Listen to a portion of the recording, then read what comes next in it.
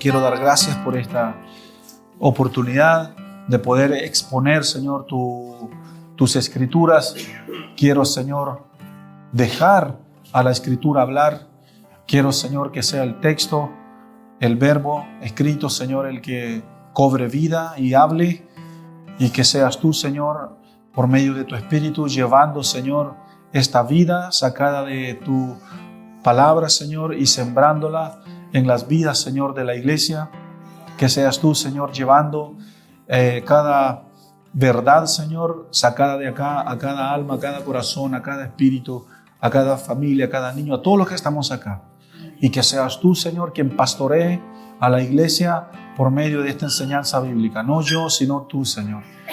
Y te doy la honra, te doy, Señor, la gloria, y te doy también el espacio para que tú seas, Señor, llevando a tu pueblo, Señor, hacia la verdad. Como un rebaño, Señor, de ovejas, que las conduces hacia el alimento, Señor, para que puedan ser alimentadas y saciadas, Señor, con el pan de vida que es tu verdad. Guíanos, siéntate, Señor, con nosotros, al lado allí en nuestras sillas. No hemos venido, Señor, aquí solo a sentarnos y solo a pararnos y a escuchar, sino que hemos venido, Señor, también a tener comunión contigo. Amén, Señor, y amén. Ok, ahora sí, yo lo dije el domingo pasado, no podemos avanzar, no podemos seguir si no tenemos nuestra línea de tiempo. Así que por favor mire a su lado izquierdo en la pared, y todo lo que usted ve allí es lo que vamos a estar estudiando durante estos 5 meses. El próximo domingo vamos a cumplir 2 meses de estar avanzando en este panorama bíblico, en este plan de salvación, ¿no es cierto?, de la Biblia.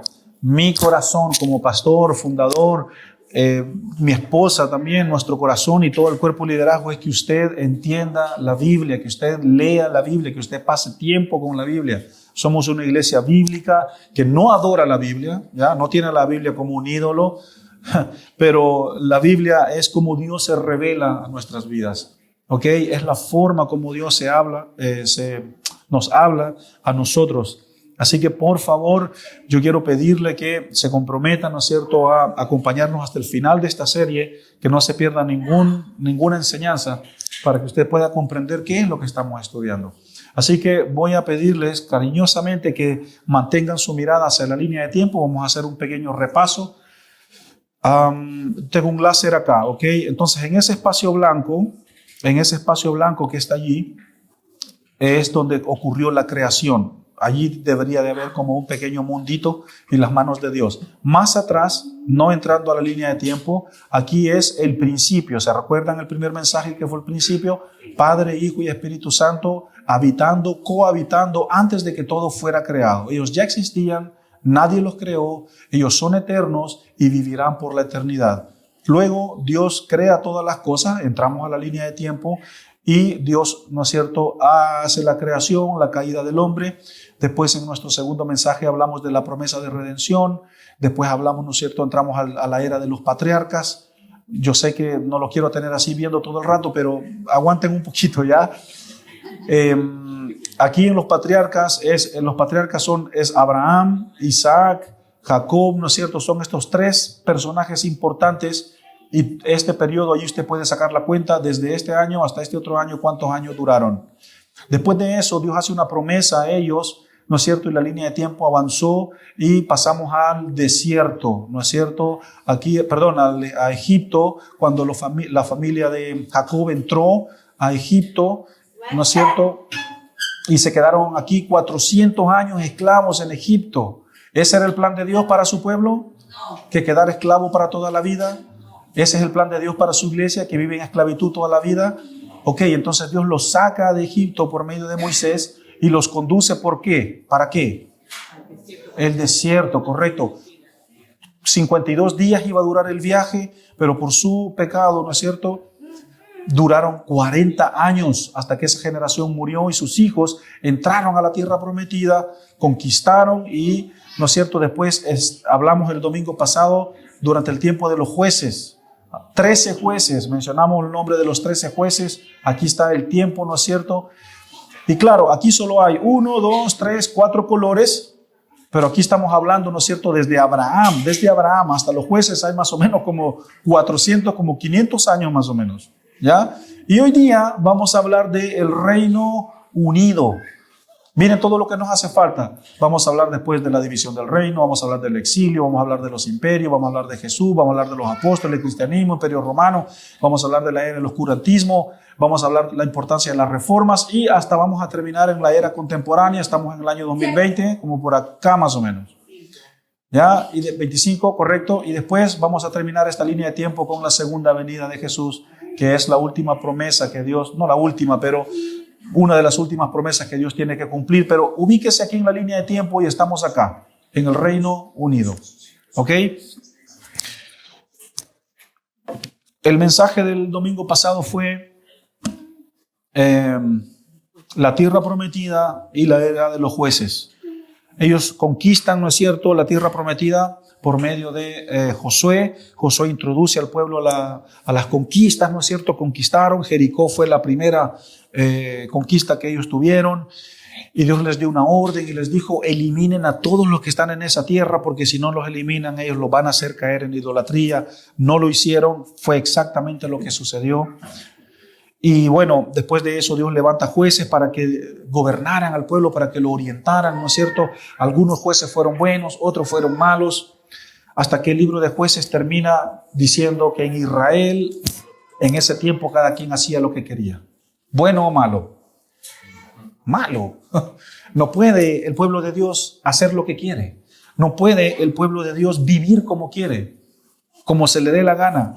Nunca el pueblo de Dios, en este caso en el Antiguo Testamento, Israel, y en nuestro tiempo, la iglesia, nunca ha sido el diseño, ¿no es cierto?, de la iglesia vivir como queramos.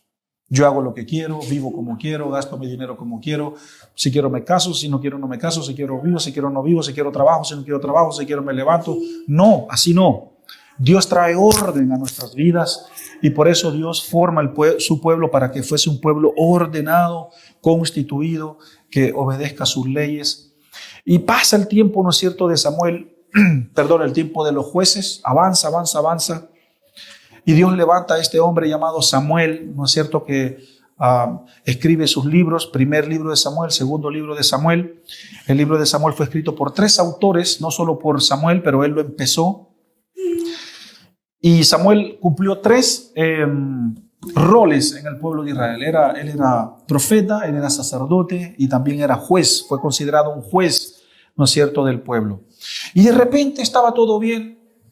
Ya estaba todo bien y se levantan todos los ancianos, o sea, es decir, el ancianato, el liderazgo, los oficiales de toda la nación, y vienen a tocar la puerta de Samuel y dicen: Samuel, lo siento mucho, pero tus hijos no andan en los caminos de Dios y queremos un rey.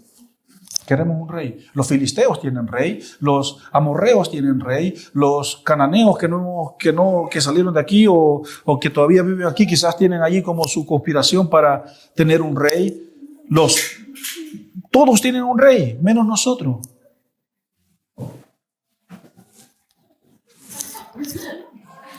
Todos tienen un rey, menos nosotros. Danos rey, Samuel. ¿Qué? Sí, danos rey.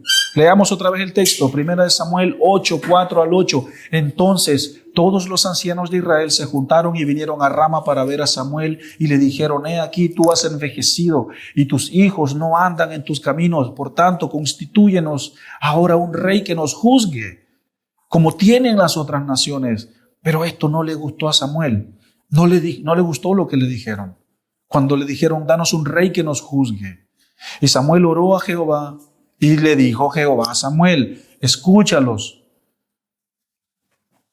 porque no te han desechado a ti, sino a mí me han rechazado, para que yo ya no reine sobre ellos, conforme a todas las cosas que han hecho o yo he hecho, dice Dios, desde que los saqué de Egipto hasta el día de ahora. Me he glorificado, he sido fiel, les he provisto, los he guiado, los he conformado, he estado con ellos. Eso no dice el texto, estoy yo parafraseando. Y ahora me dejan por dioses ajenos. Pero está bien, Samuel, no llores, porque Samuel se fue a llorar después. Ya puede ahí ya dejar de leer, porque eran solo esos versículos.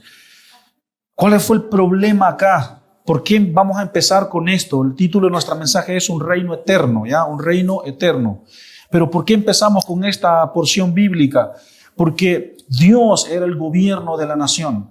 Dios era el presidente. Él era todo para Israel. Dios era el que los llamó, el que los formó, el que los sacó de Egipto, el que les abrió el mar, les proveyó, los entró a la tierra prometida. Les dijo, les voy a dar una tierra para que puedan construir su casita, un terrenito. Van a tener viñedos, van a tener campos. Esa zona geográficamente se llama la media luna fértil porque está cerca, ¿no es cierto?, de los ríos, y van a tener buenos campos de arroz, de trigo, y van a estar bien, porque quiero que mis hijos estén bien, porque no soy un Dios miserable, no soy un Dios fluctuante. Y Dios los llama, los introdujo en la tierra prometida, y para este tiempo, cuando los ancianos pidieron rey, todo estaba complicado.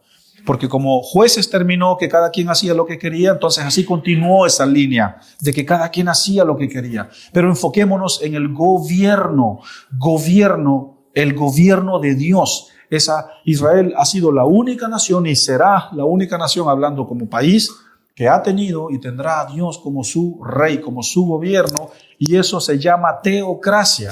La palabra teos se deriva a Dios y la palabra cracia se deriva a gobierno, es decir, gobierno de Dios.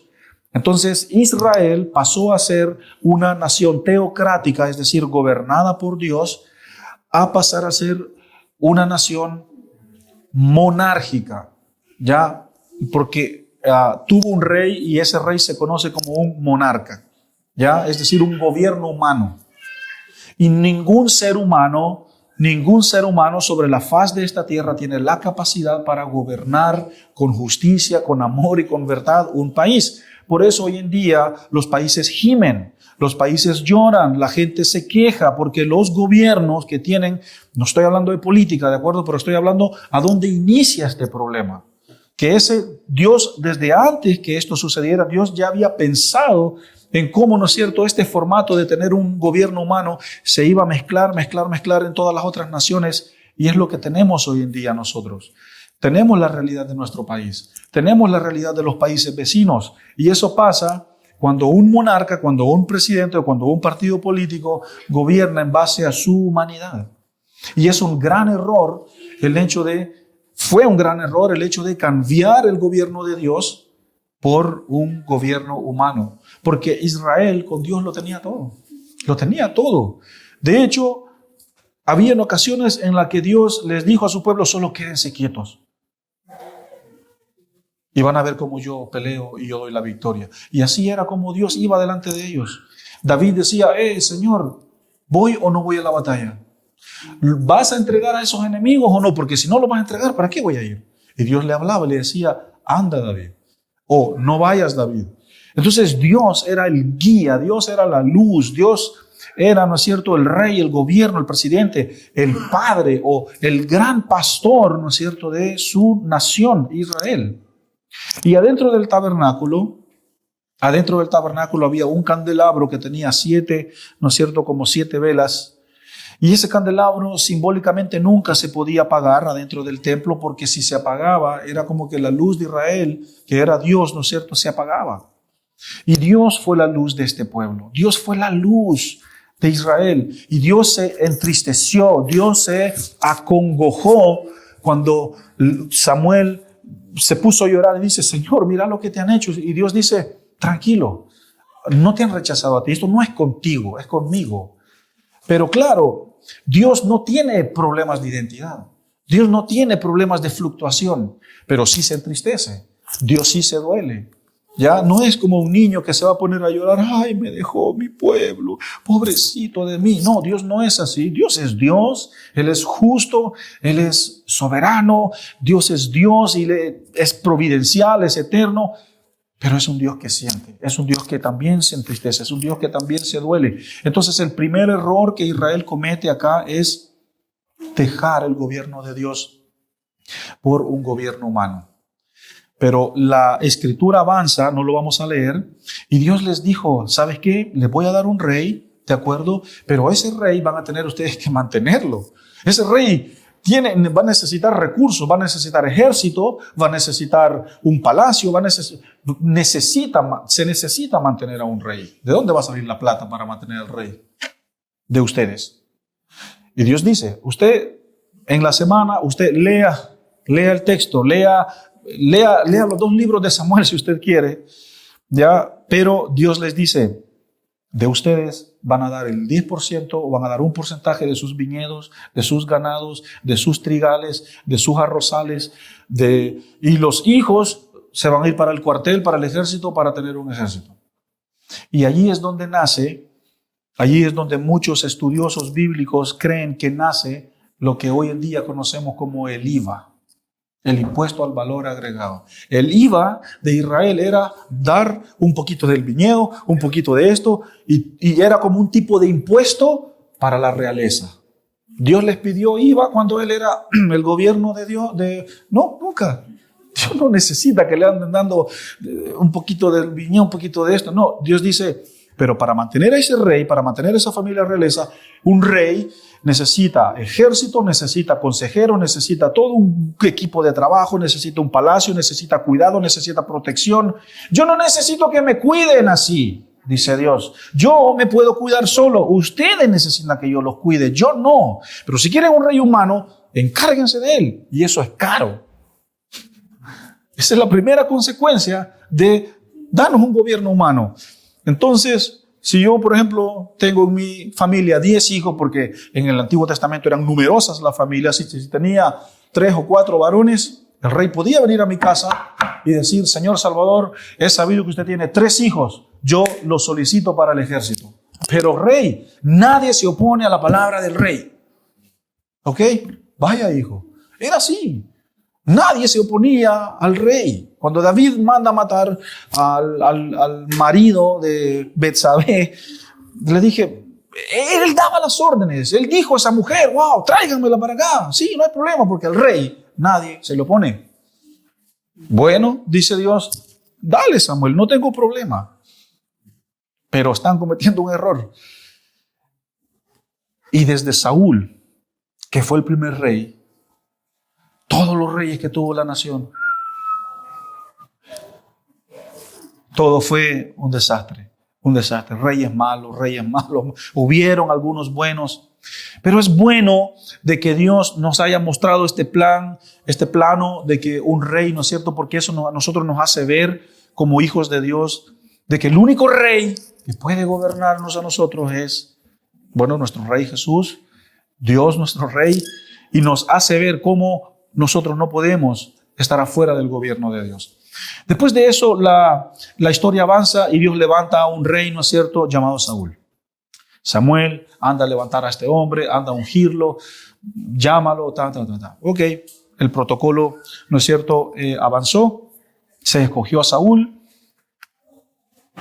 Saúl desobedeció 3 veces a Dios y eso a Dios no le gustó y dijo, me pesa haber puesto a Saúl como rey, era un hombre miedoso. Si usted lee la historia de David y Goliat, que está también aquí, ¿no es cierto?, en Samuel, usted ve lo cobarde que Saúl era, porque no quería ir a pelear con el rey, contra Goliat, y llega David y sí, ya, toma la espada, toma la armadura, anda tú. Pero ¿acaso tú no eres el rey? No, dale tú. Entonces vemos si el rey era cobarde, la nación se acobardaba. Si el rey era valiente, la nación era valiente. El rey era como la cara visible de la nación. Después de eso, Dios desecha a Saúl por su necedad, por su desobediencia y levanta a David, el famoso rey David.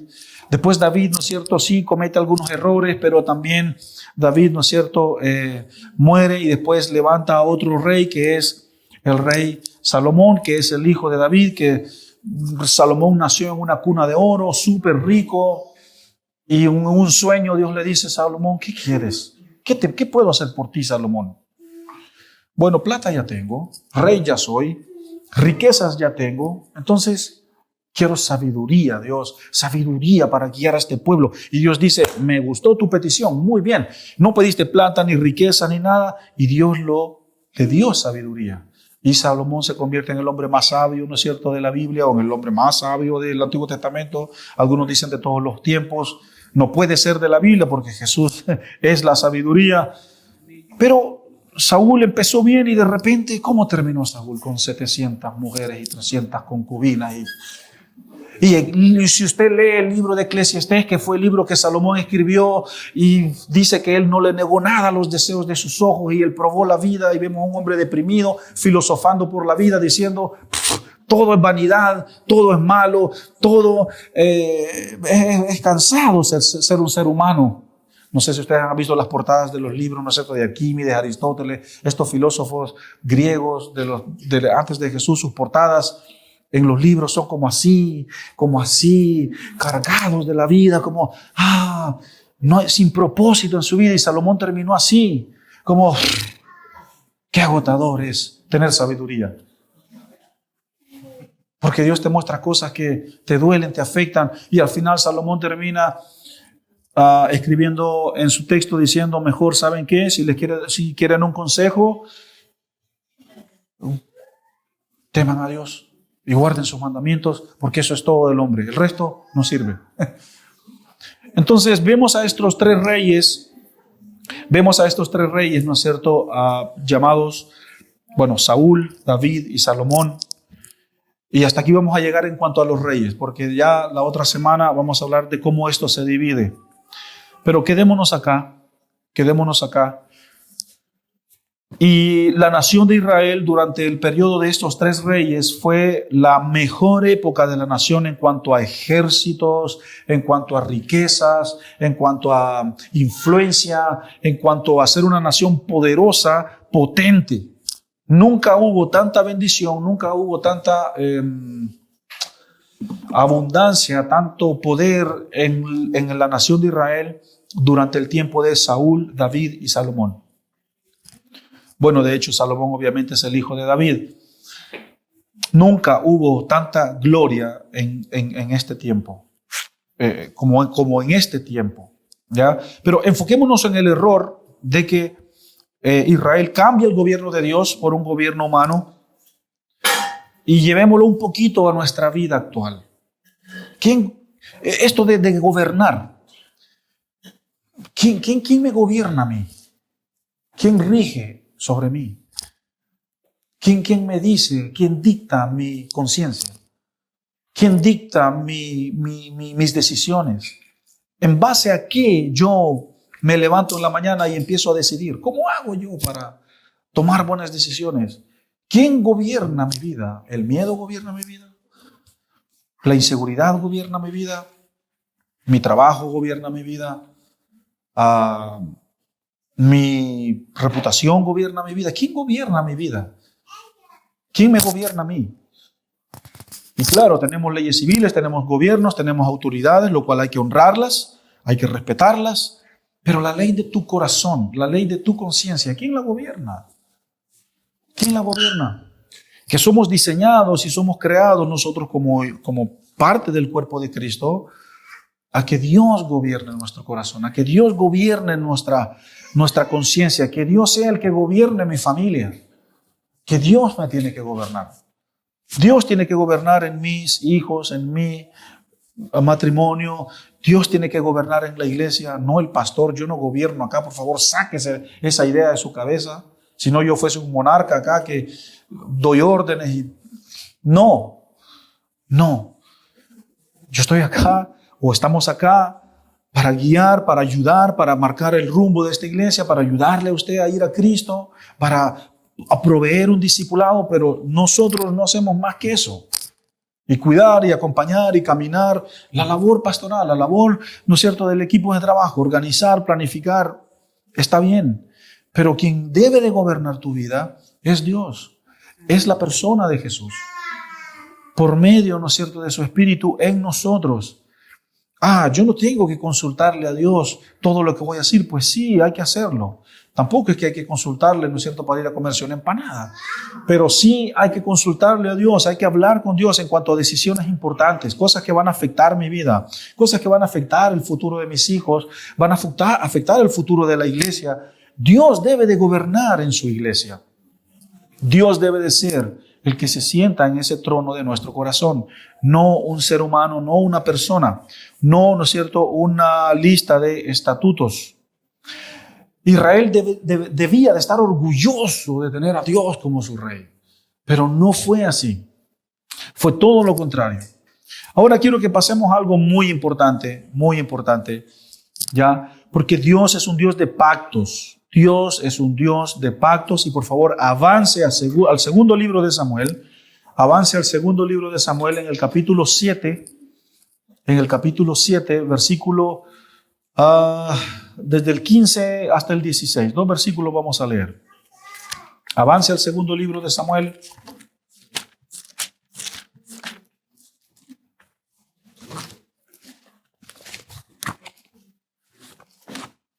Y vamos a leer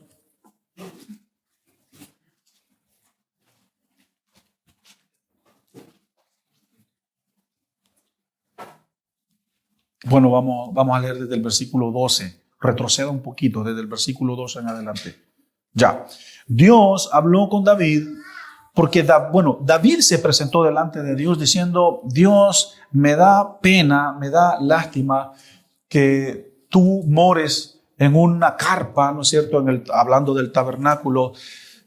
Me da pena que tú vivas allí, porque ahí estaba el Shekinah, el arca del pacto, y yo vivo en un palacio. A mí me sirven comida, a mí me va bien, duermo calientito en el invierno, ¿no es cierto? Como bien, tengo autoridad, tengo poder, tengo todo, estoy bien, y no me siento bien. Quiero construirte un templo, un palacio. Dios le dijo: no necesitas hacerlo, pero yo lo quiero hacer. Bueno, entonces si tú lo quieres hacer, hácelo, pero no lo vas a hacer tú, sino que lo haga mejor tu hijo. Lo hará tu hijo, ¿ya? Salomón. Porque tus manos han derramado mucha sangre. Tus manos, David, han pecado en contra de mí. Imagínate lo delicado que es Dios, como no me hagas una casa con manos sucias. No dice eso el texto, pero aprecio tu corazón, pero déjale todo preparado a tu hijo para que él mejor lo construya. Y así fue. Pero antes de que, ¿no es cierto?, esta conversación avanzara, Dios hace un pacto con David. Y este pacto es una de las cosas más importantes de nuestra enseñanza. Y lo del gobierno de Dios, abandonar un gobierno teocrático y entrar a un gobierno humano, es un gran error, es importante, pero lo que vamos a leer a continuación es más importante. Desde el 12 en adelante: y cuando tus días sean cumplidos y duermas con tus padres, yo levantaré después de ti a uno de tu linaje. Segunda de Samuel, capítulo 7, versículo 12 hasta el 16. Y cuando tus días sean cumplidos y duermas con tus padres, es decir, cuando mueras, yo levantaré después de ti a uno de tu linaje, el cual procederá de tus entrañas y afirmará tu reino. ¿De quién está hablando Dios aquí? Vaya por favor al capítulo 1 de Mateo. Vaya, vamos. Movamos esas paginitas de la Biblia, que se oigan, su celular, vaya. Vaya a Mateo capítulo 1. ¿Estamos estudiando Mateo en los grupos pequeños o no? Sí. Bien. Vaya a Mateo capítulo 1. Avance varios libros hacia adelante, hasta llegar a Mateo. Avance. Y Mateo, el autor de este libro, que fue uno de los 12 discípulos, empieza escribiendo este libro con una genealogía, diciendo en el versículo 1, Mateo 1, versículo 1, libro de la genealogía de Jesucristo, hijo de David, hijo de Abraham. Así empezó Mateo escribiendo Mateo. ¿Quién es Abraham para un judío? Ojo, no, por favor. O sea, Abraham es el padre Abraham. Donde todo empezó, allá donde dice patriarcas. Dios hizo un pacto y le dijo: y haré grande tu descendencia, y de ti va a venir Jesús, y Jesús va a bendecir a todas las familias de la tierra, y van a haber muchos cristianos y serán numerables como las estrellas de la tierra, del cielo. Entonces, wow. Y de Abraham hasta David hay 14 generaciones. Y Dios, ¿no es cierto? Yo ya lo dije, que lo más importante de todo lo que estamos estudiando no es enseñar la Biblia. ¿De qué serviría enseñar la Biblia si nos olvidamos de nuestro Señor Jesús? Lo más importante de nuestra serie es ver a Cristo en cada libro del Antiguo Testamento, ver a Cristo profetizado, anunciado, prefigurado, premeditado en el Antiguo Testamento como promesa, ¿no es cierto?, desde la caída del Edén. Y por eso es Lucas 19:10, porque el Hijo del Hombre vino a salvar todo lo que se había perdido. Y acá en Mateo 1, vemos que Mateo empieza reconociendo que este libro que se va a escribir es el libro de Jesús con las enseñanzas de Jesús, y vamos a empezar desde su genealogía, y Jesús es hijo de David y de Abraham. Y avanza más adelante el versículo 6 y dice: Isaí engendró al rey David, y el rey David engendró a Salomón de la mujer de Urías, Betsabé. Ya, Betsabé. Y usted avanza al versículo 15 y dice: Eliud engendró a Eleazar, y Eleazar engendró a Natán, y Natán engendró a Jacob. No Jacob el de Génesis, Jacob, otro Jacob.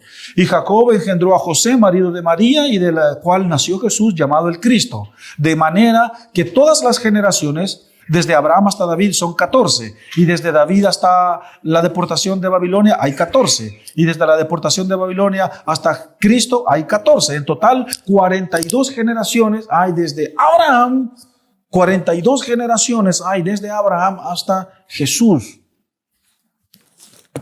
Y acá, volvamos a Samuel, por favor. Vuelva a 2 Samuel. No nos vamos a perder, vamos a seguir nuestra línea. Vuelva a 2 Samuel, capítulo 7, versículo 12 en adelante. Y aquí Dios agarra a David y le dice: quieto, David. Voy a hacer un pacto contigo. De ti vendrá el Mesías. 14 generaciones desde David hacia adelante era el tiempo del exilio, que allá dice exilio, vamos a hablar de eso más adelante. Y 14 generaciones del exilio hasta Jesús hay entre David y Jesús.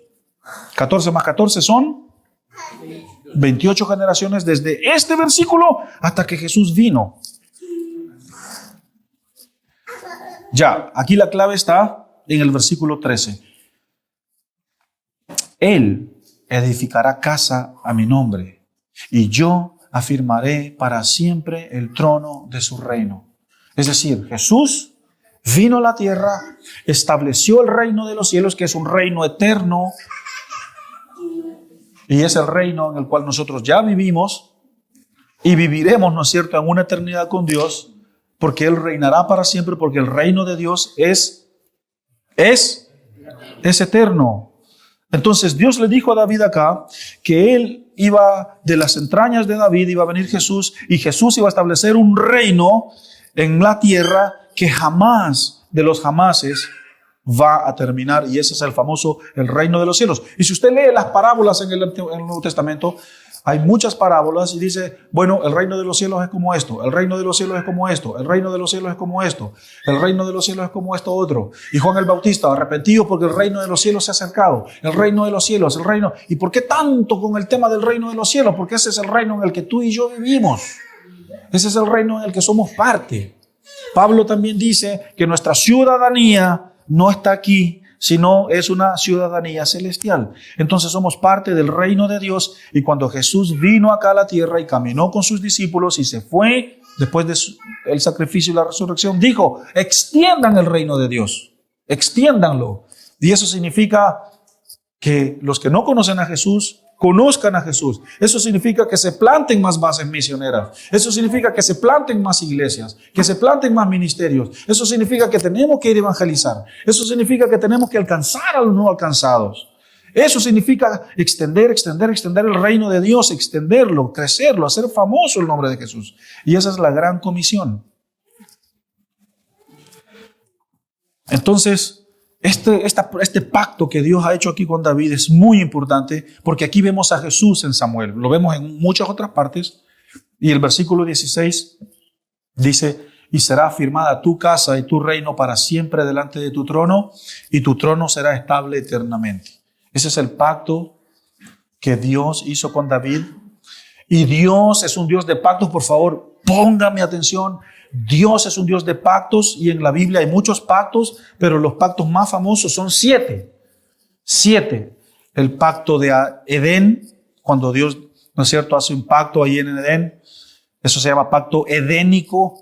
El pacto con Adán, pacto adánico, pacto con Noé, pacto noético, pacto con Abraham, pacto abrahámico, el pacto que Dios hizo con Moisés, que fue cuando le dio la ley, pacto mosaico. El pacto palestino, Palestina se refiere, ¿no es cierto?, a cuando se dio la tierra prometida, porque la región ahí se llama Palestina, pacto palestino, pacto davídico, que es el pacto que Dios hizo con David. Y hay uno más, el que hicimos el domingo pasado, el pancito y el vino. El pacto de la gracia, el nuevo pacto en el que vivimos hoy en día. El pacto de Jesús, que cuando Jesús vino, hizo un pacto con su iglesia por medio de su sacrificio y dijo, hagan esto en memoria de mí siempre. Ese es el pacto de la gracia, ese es el pacto donde tú y yo vivimos, ese es el pacto donde la iglesia vive. El pacto de la gracia, ese pacto es un pacto que si nosotros caemos, si nosotros pecamos, la gracia de Dios nos vuelve a levantar. La gracia de Dios nos vuelve a recoger. Y en este pacto están todos los beneficios de la cruz. Perdón, identidad, salvación. Todo lo que usted pueda pensar que son los beneficios de la cruz. Este es el pacto de la gracia. Y este pacto se terminará y se cerrará hasta que Cristo venga y lleve a su iglesia a la eternidad, a vivir y a morar con ellos, con Él. Y hasta allí, ¿no es cierto?, se cumplirá este pacto, porque Jesús dijo de que después de Él tomar ese vino que tomó con los discípulos, dijo, no lo haré más hasta que yo venga. Yo no voy a hacer esto más hasta que lo vuelva a hacer en la eternidad con todos los redimidos que estén conmigo. Entonces, la segunda venida de Cristo es muy importante, es algo clave en el cristianismo, pero falta mucho para llegar allá, ¿ya? Pero pacto davídico, este es el pacto.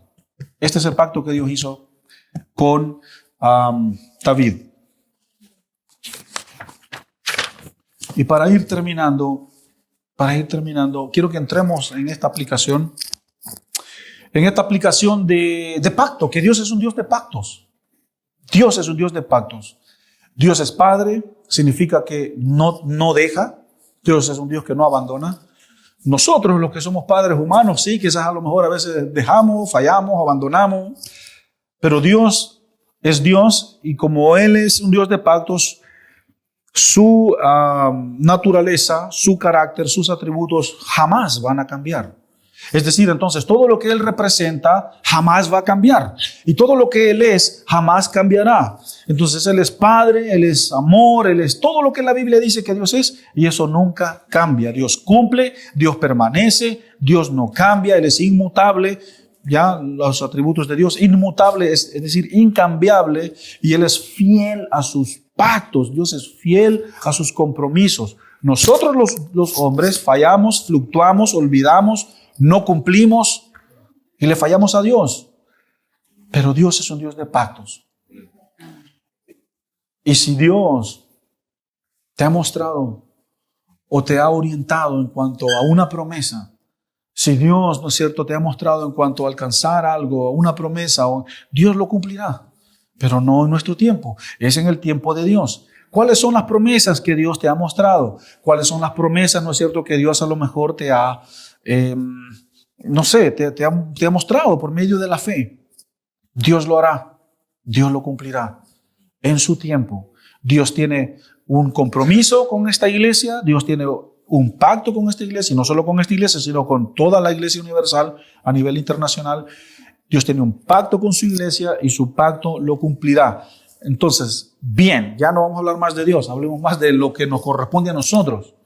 ¿Qué tiene que hacer la iglesia para cumplir ese pacto? Allí está la clave y esa es la aplicación de nuestro mensaje.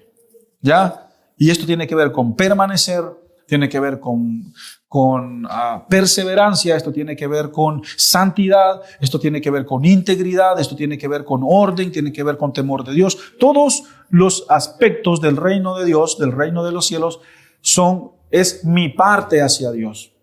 Porque yo estoy casado con mi esposa, hicimos un pacto hace 10 años atrás, nos casamos, nos prometimos fidelidad, nos comprometimos el uno con el otro, pero nos comprometimos con Dios, hicimos un pacto con Dios de estar juntos, de sernos fiel, de cuidarla, de que ella también me cuide, de que seamos uno.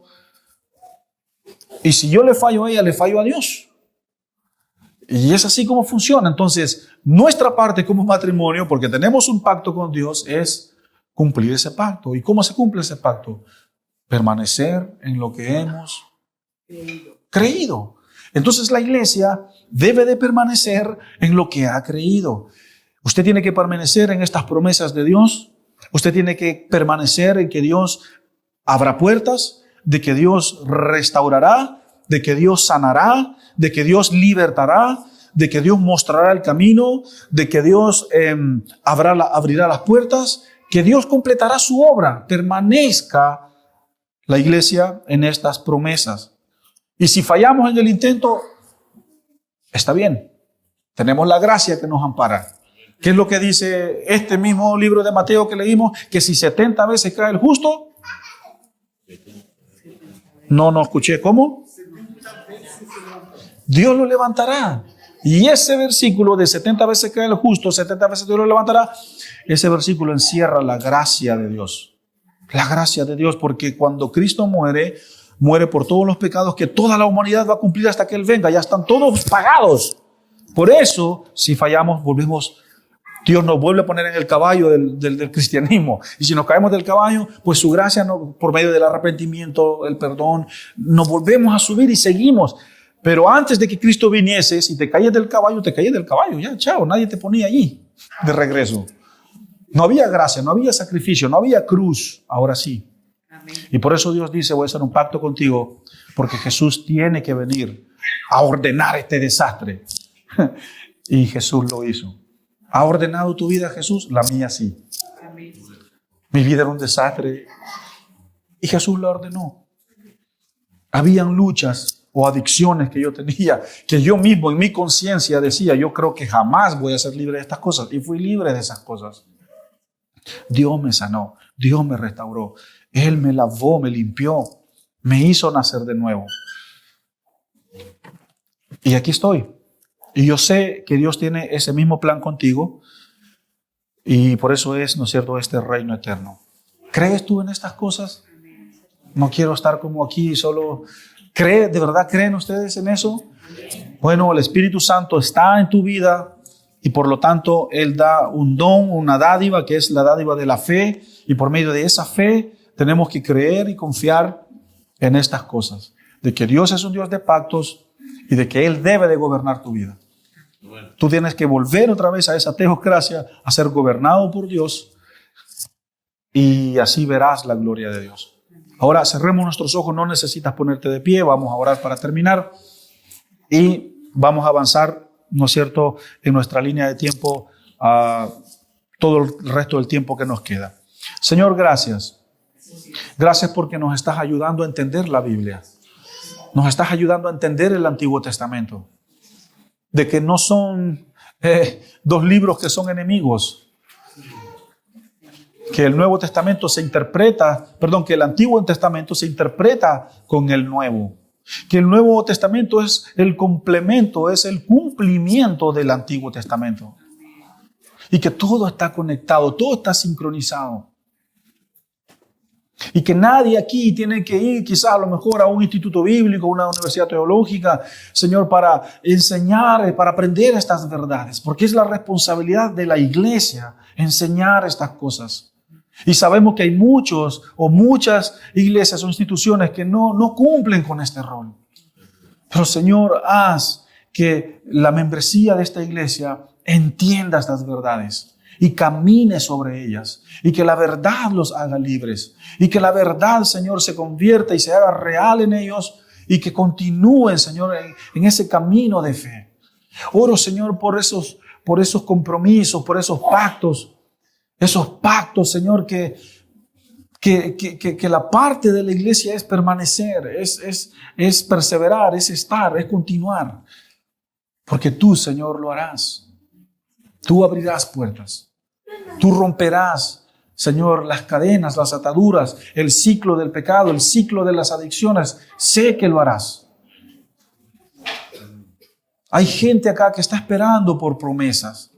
Promesas ya sea de trabajo, ya sea de una casa propia, ya sea de salud, promesas que tienen que ver en cuanto a una calidad de vida, promesas que tienen que ver en cuanto a decisiones en lo espiritual. Señor, guía a tu pueblo, guía a tu iglesia. Que ninguno, Señor, se aparte de la verdad en la cual tú los has llamado a caminar. Y por último, Señor, oro por un gobierno de Dios en cada corazón.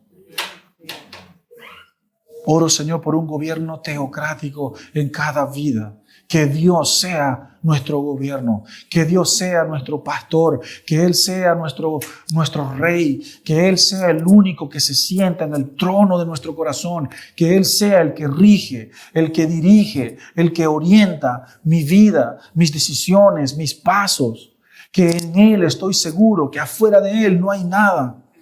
Señor, gobierna, Señor, cada familia, gobierna cada iglesia, gobierna cada hogar, gobierna cada base misionera, gobierna también, sigue gobernando acá en Jucumpichilemu, sigue gobernando en esta congregación, sigue gobernando, Señor, en cada niño, en cada adolescente, en cada joven, Señor, de la iglesia.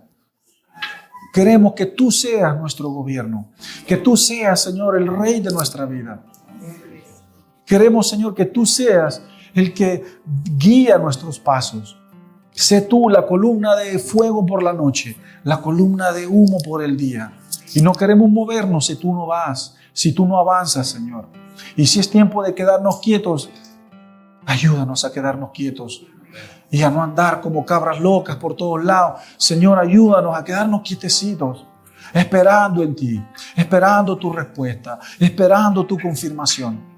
Y si vienen las dificultades, y si vienen las tribulaciones, si vienen los desafíos financieros, si vienen los desafíos de salud, si vienen las tormentas de la vida, Señor, tu palabra misma dice, solo resistan al enemigo y él huirá de nosotros. Pero para resistir al enemigo necesitamos la coraza de la gracia, la coraza del Espíritu, necesitamos el favor de Dios, necesitamos, Señor, estar bajo tus alas.